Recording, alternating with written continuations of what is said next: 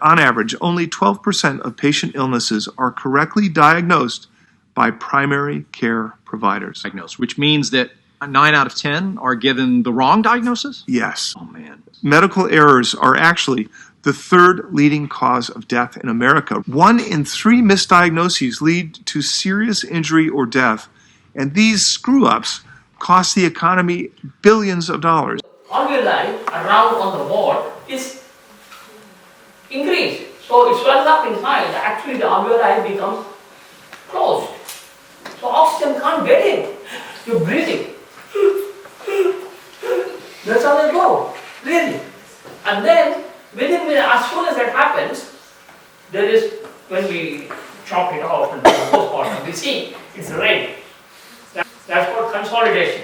It's called red hepatization. Because the blood is coming, it's chopped up, and the patient is dying because he had a heart condition, and then the early stage of pneumonia we find.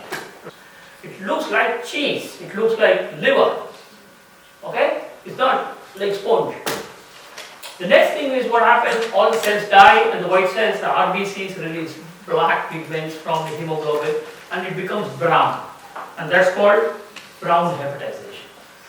So this is the consolidation, red hepatization, brown hepatization, and then comes the resolution. Few days later the white cells have won, all the cells have been killed, all the white cells have conquered and killed all the germs. They have to be coughed up. Because they're sitting inside the alveoli, they have to be thrown out. So you start coughing. A pneumonia patient who's actually got a chest infection is getting better. He doesn't need the antibiotic at that time. He needs the antibiotic before. And moreover, if you give oral antibiotic, it's not going to work.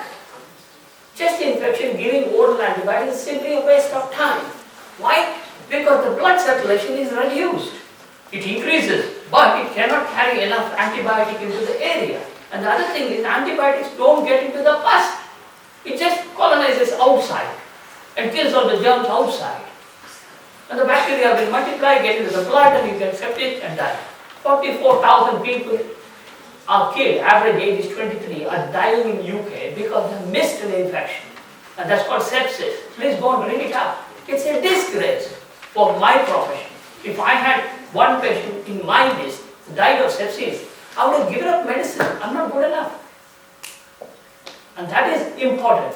Then later on, you go, what can we do? We gave the antibiotic, it didn't work. Nonsense. You didn't give the antibiotic because it had to go by mail. You needed to find which antibiotic works. By giving penicillin 250 milligrams or 500 milligrams, you are just covering yourself. It's a lie. People who know what I'm talking about will understand. It's such an important thing to make up a decision. So please understand, stop me whenever you want, but don't go home half-heartedly. You can kick me and ask me also when I finish.